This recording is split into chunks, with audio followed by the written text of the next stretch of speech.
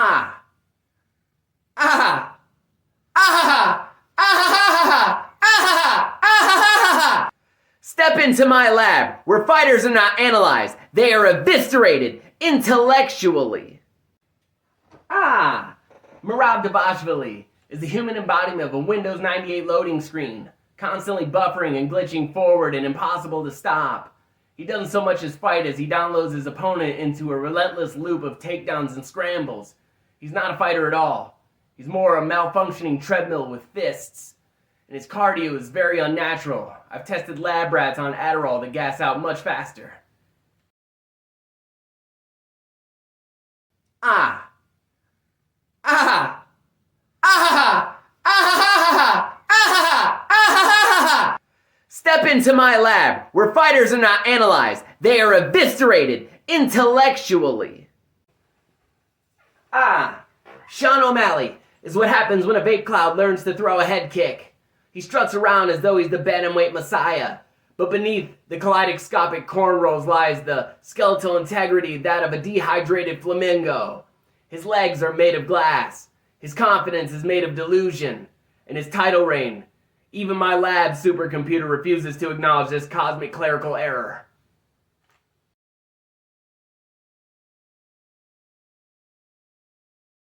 Ah. Ah. Ah. Ah. Ah. Ah. Step into my lab, where fighters are not analyzed, they are eviscerated intellectually. Ah. Macy Barber showed up to her last fight with more weight and more confidence and, how should we say, augmented striking power. She calls herself the future, but apparently forgot that weight classes exist in the present. Missing weight by nearly 3 pounds while supporting new chest upgrades is fascinating. She didn't come to make weight. She came to test the structural integrity of the sports bra industry. Her hands are wild. Her fight IQ is on an airplane mode. And her post-fight speech sounds as though she's already in the Hall of Fame. In a timeline where only she can see, the future? More like a parallel universe where accountability doesn't cut weight either. Ah. Ah. Ah. Ah. Ah. Ah. Step into my lab, where fighters are not analyzed, they are eviscerated intellectually. Ah. Kayla Harrison isn't human. She is a judo-slinging war machine forged in the Olympic sector of Area 51. Every time she steps into the cage, it's less a fight and more a mechanical systems check. She doesn't throw punches. She deploys protocols. She doesn't shoot takedowns. She initiates gravitational overrides. Ah. Ah. Ah. Ah. Ah. Ah.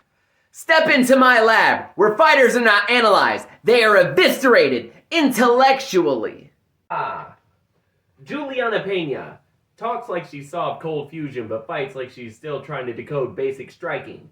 Her greatest victory was catching Amanda Nunes on a system error, and she's been cosplaying a lion tamer ever since. Her confidence is astronomical. Her technique is debatable. Watching her fate is like watching a conspiracy theorist swing at reality. It's loud and committed and fundamentally misinformed.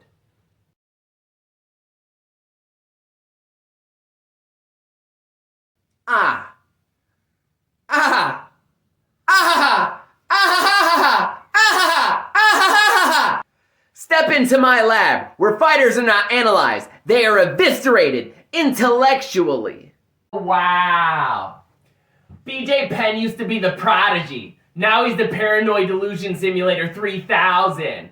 The man says his family has been cloned. And honestly, at this point, that might be the most grounded part of his campaign platform.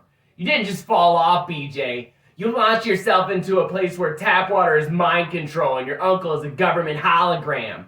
You once submitted elite fighters. Now you're trying to rear naked choke reality itself. The cage can't save you. Neither can the cops. Not from the clones, BJ. And definitely not from your own YouTube channel.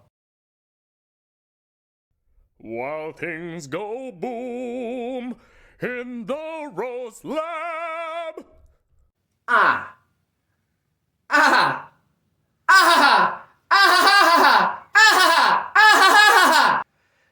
into my lab, where fighters are not analyzed, they are eviscerated intellectually. Tom Aspinall thinks John Jones is ducking him. No, Tom, John is disregarding you. There's a difference. You don't chase greatness with interim belts and regional level resumes. John Jones fought killers, legends, and champions. You're out here flexing with the wins over Sergey and Marcin like you solved the heavyweight meta. John didn't duck you, Tom. He simply doesn't spar with apprentices while sitting on a throne. It's not fear. It's frustration. Royalty doesn't respond to people from the food court. John Jones. While things go boom in the Rose Lab.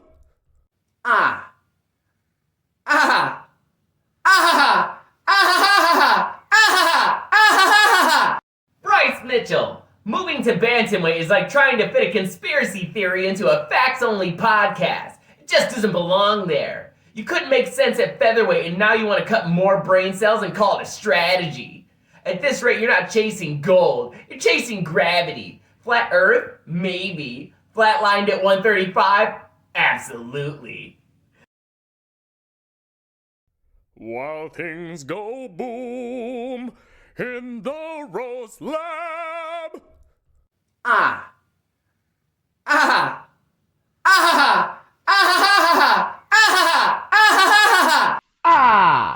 Kevin Holland calls himself Big Mouth, but storms out of the press conference like his feelings were on a weight cut.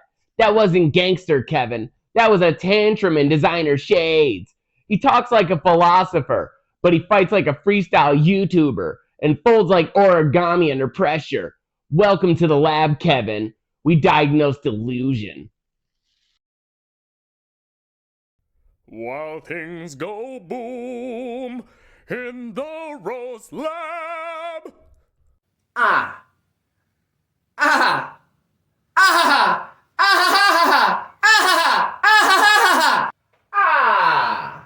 Francis Ngannou returning to the UFC isn't a comeback. It's a rerun. A highlight reel fossil crawling back to the lab after discovering PFL's checks bounce harder than his jab. He walked away from the belt like a king, and then he returned like a beggar in designer gym shorts, hoping the throne still has his dent in it. Newsflash, Francis, it doesn't.